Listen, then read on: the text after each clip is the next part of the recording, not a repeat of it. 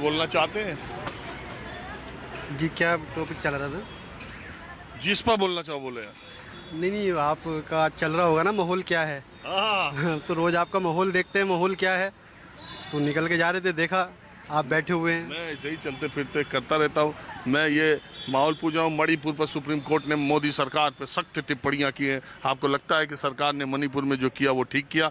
दूसरे संसद में विपक्ष जो हंगामा कर रही है, सरकार जो सदन चलने नहीं दे रही है, इसमें आप किसको जिम्मेदार मानते हो? इसका असर आम जनता में क्या पड़ रहा है? देखिए, इसका जो ये मणिपुर में जो हुआ है, ये मोदी जी की केंद्र सरकार और राज्य सरकार का फेलियर है। देखिए, कहीं पर भी लॉ एंड ऑर्डर जो है मेंटेन रखने की जिम्मेवारी किसकी होती है? गृह मंत्री अमित शाह जी खुद हैं। वहाँ पे राज्य में उनकी सरकार है, सेंट्रल में इतनी मजबूत सरकार है कि मतलब यूक्रेन का जो युद्ध है उन्होंने एक फ़ोन में रुकवा दिया था। लेकिन इतने मतलब काबिल प्रधानमंत्री होते हुए भी अपने देश के अंदर जो मणिपुर, जो हमारा अपना एक राज्य है, उसमें वो 70 दिन तक मणिपुर जलता रहा। और मोदी जी एक फ़ोन करके भी मतलब ये नहीं बोल पाए राज्यपाल को या वहाँ के मुख्यमंत्रियों को। अच्छा, एक बात बताइए, जी 70 दिन से ज्यादा मणिपुर जला तो विपक्ष का नेता कौन सा सामूहिक उपवास करने चला गया गांधी जी की प्रतिमा पर राजघाट? अपना मुकदमा पड़ता है, अपनी पेशी सीबीआई में होती है, अगर अपना कोई मामला रहता है तो ये सब सच के सामने गांधी प्रतिमा पे जाके उपवास करते हैं और तुरंत भजन करने लगते हैं।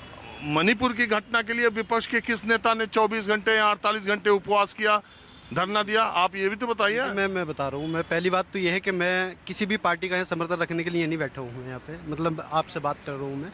लेकिन विपक्ष से जब भी जहाँ पर भी अगर अपनी आवाज़ उठाता है तो उसकी आवाज़ को दबा दिया जाता है। आप जैसे चैनल ही तो दिखाएंगे। विपक्ष अब से नहीं, राहुल गांधी जी शुरू से बोल रहे हैं कि मणिपुर जल रहा है, मणिपुर जल रहा है। लेकिन उनको बोल दिया जाता है कि ये हार रहे हैं तब ऐसा कर रहे हैं, ये चुनाव नहीं जीत पा रहे हैं, मतलब चुनाव जीतने के लिए ऐसा कर रहे हैं। अब देखिए, ये कहीं ऐसा नहीं 2024 की तैयारी है ये ना, जो 9 साल से जो ये फसल तैयार कर रहे थे ना, ये वो फसल कटने का वक्त आ गया उनका। ये आप कल देखो नू में, बरेली में, अच्छा आप बरेली देखो, आप बरेली में एक एसएसपी ने पूरा बरेली जलने से बचा दिया तो उसका ट्रांसफर कर दिया, अरे पुरस्कार दे दिया, उसको पुरस्कार दे दिया। योगी सरकार ने पुरस्कार दे दिया, उनको ट्रांसफर करके पीएससी में या कहाँ भेज। क्या मैसेज जा रहा है? अब मणिपुर का कोई भी अफसर हिम्मत कर पाएगा आग लगने से? आग जो आग प्रदेशों में लग रही है उसको क्या रोक पाएगा वो? उसको नहीं डर लगेगा कि मुझे सस्पेंड कर देंगे, मुझको हटा देंगे, मेरा ट्रांसफर कर देंगे? चलिए ठीक है, आपने बात रखी, बहुत शुक्रिया। जरा मैं इधर, कुछ लोग हैं चलते फिरते, मैं जी नमस्कार। नमस्कार जी। मैं आपको परिचित है सर, आप परिचित हैं, बराबर टीवी पर आपको देखते हैं। अरे बहुत शुक्रिया। तो मैं ऐसे ही चलते फिरते जो लोग आपस में बहस करते रहते हैं, मैं उन्हीं में शामिल हो जाता हूँ और मैं सोचता हूँ कि थोड़ा मैं अपने कार्यक्रम में जनता की राय लेते चलूँ। तो ये आजकल के सियासी माहौल पर, ये मणिपुर पर, ये जो दिल्ली का अध्यादेश आज लोकसभा में पेश हो गया, इन सारे सियासी घटनाक्रम को देश का आम आदमी कैसे देखता है, कैसे सोचता है? देखिए, देश का आम आदमी सिर्फ अच्छे दृष्टि से नहीं देख रहा है। यह अच्छे समाज के लिए, अच्छे देश के लिए अच्छी चीज़ नहीं हो रही है। ऐसे राजनीतिक लोग हैं, राजनीतिक में इनकी बहुमत है, जो चाहेंगे करेंगे, लेकिन ये अच्छी चीज़ नहीं है।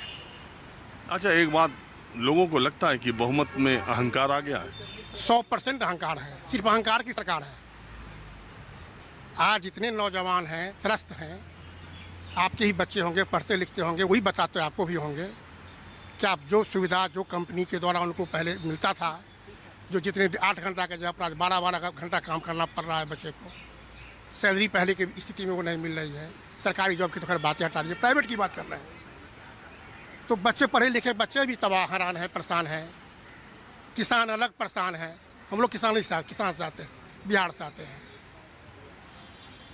और हम लोग प्योर किसी पर आधारित है, लेकिन कुछ नहीं है। तो देश का आर्थिक विकास ऐसे ही होते जा रहा है। 3 ट्रिलियन इकॉनमी ऐसे ही हो गई। मोदी जी कह रहे हैं अभी तीसरी बार आएंगे तो इसको टॉप 3 में ले जाएंगे। वो सर अच्छी बात है, वो आ जाए, टॉप 3 में ले जाएं, टॉप 1 में चले जाएं, लेकिन हम लोग के नज़र में सर या 3 में क्या, अभी लास्ट पोजीशन पर देश की स्थिति है। मध्यम वर्ग देश से समाप्त होने की स्थिति में है। मध्यम वर्ग के पास कुछ नहीं बचा है। आज कोई मध्यम वर्ग का ऐसा परिवार नहीं है जो बच्चे की शादी करता हो और बिना जमीन बेचे हुए करता हो। बिना जमीन बेचे हुए एक भी परिवार शादी नहीं करता होगा बच्ची का, बेटी का। जी हाँ, एक एक मध्यम परिवार का स्थिति यही है। जो दंड फंदी है वही। और क्या है, बिहार में क्या कहें, जो गलत कमाते हैं उनके लिए गलत बहुत बहुत सारी सुविधा है, लेकिन जो अच्छे समाज के लोग हैं वो कष्ट में हैं, परेशानी में। अच्छा, आज बिहार बीजेपी के लोग गृह मंत्री अमित शाह से मिलने आए थे। उन्होंने कहा कि नीतीश कुमार और तेजस्वी की सरकार में बिहार की कानून व्यवस्था ध्वस्त है। इन्होंने मुहर्रम के मौके पर खुली छूट दे रखी थी, पुलिस को ये कर रखा था। इस पर भी कुछ बताएंगे? देखिए सर, बिहार के डीजीपी ही बहुत अच्छे हैं। बिहार के डीजीपी ही बहुत अच्छे हैं। कौन डीजीपी?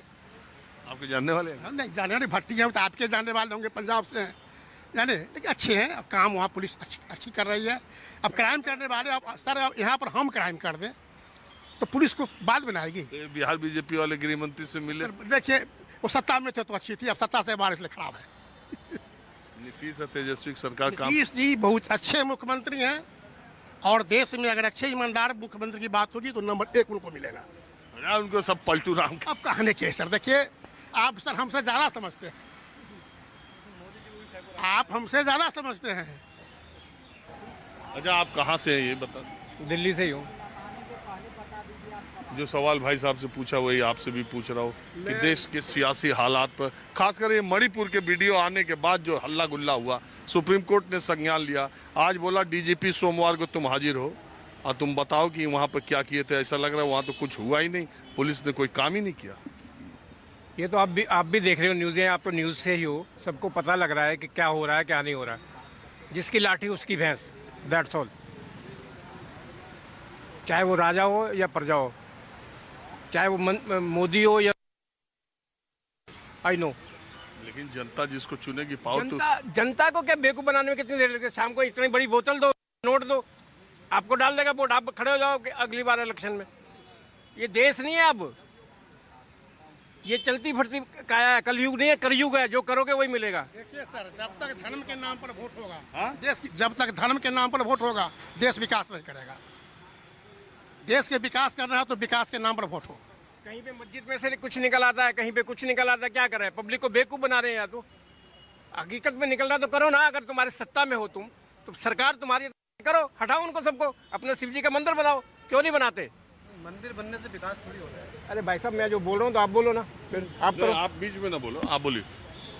मंदिर बनने जो नहीं बन रहा, तो ये जो राम मंदिर बन रहा है, इससे विकास हो रहा है क्या? फिर आपने जो कह दिया मंदिर बनने से क्या हो रहा है, तो करो ना। आपके अंदर पावर है तो। सत्ता में बैठे किस लिए बैठे हो? अच्छा, इतना आप बोल रहे हैं मंदिर बनने, काशी विश्वनाथ कॉरिडोर बनने के बाद कितना लोग बनारस गए मालूम है आपको? मैं बनारस का नहीं हूँ ना। ये बताऊं, मैं काशी विश्वनाथ कॉरिडोर बनने के बाद बनारस में फुटफॉल, देश में सबसे ज़्यादा पर्यटक वहाँ पर जा रहे हैं। अब आपको भी मालूम है कि टूरिज़्म बढ़ता है, तीर्थयात्री बढ़ते हैं, टूरिस्ट बढ़ते हैं, तो उस जगह की इनकम बढ़ती है, डेवलपमेंट होता है। आजकल देखिए, मैं आपको बता दूं, टूरिज़्म के लिहाज से रिलीजियस टूरिज़्म यानी धार्मिक, यानी तीर्थाटन, ये बहुत तेजी से एक उद्योग के तौर पे बढ़ रहा है। आप वृंदावन को भी देख लीजिए, काशी विश्वनाथ को भी देख लीजिए, सोमनाथ को भी देखा था ना। काशी विश्वनाथ में जितने भी टूरिस्ट गए थे, ये तीर्थ करने गए थे, वहाँ पे क्या हुआ था? सब टूट गए। सारे होटल जो बन गए हैं वहाँ पे सब टूट गए थे ना। आपने देखा ना पहाड़ों में क्या हाल हुआ है। और अभी भी क्या हो रहा है? भूस्खलन क्यों हो रहा है? पब्लिक ज़्यादा बढ़ रही है। जहाँ पर आप इस पेड़ के नीचे आपने कौन सा फल देखना है वो देखोगे ना, कि नीचे टपक रहा है, कौन सा देखोगे आप? आपने पेड़ तो लगा दिया, इसकी पकड़ तो होनी चाहिए कुछ। अच्छा, बहरहाल 2024 में मोदी जी आवेंगे कि जाएंगे? भाई हमें नहीं मालूम आएंगे या जाएंगे, जनता के ऊपर है। अब जनता अंधे को वोट दे, अंधे होकर वोट देती है, किसी को भी दे दे, चाहे वो कांग्रेस को दे, चाहे बीजेपी को दे, या अदर किसी को भी दे। अरे राम मंदिर उस समय बनता रहेगा। अब बनता रहेगा, अभी तो उद्घाटन कर रहा है वो जनवरी में। अब वो तो जाने, उसका सिस्टम है। पब्लिक को कैसे कब तक काबू रखना है। आप देखने रहा, टीवी चैनल वाले भी सब नवंबर अक्टूबर से ही शुरू कर देंगे, नवरात्रि से। आप लोग जिसको चाहिए प्रधानमंत्री बना दीजिए। तो अब मैं कुछ और लोगों के साथ यहाँ पर माहौल क्या जानने के लिए आया हूँ।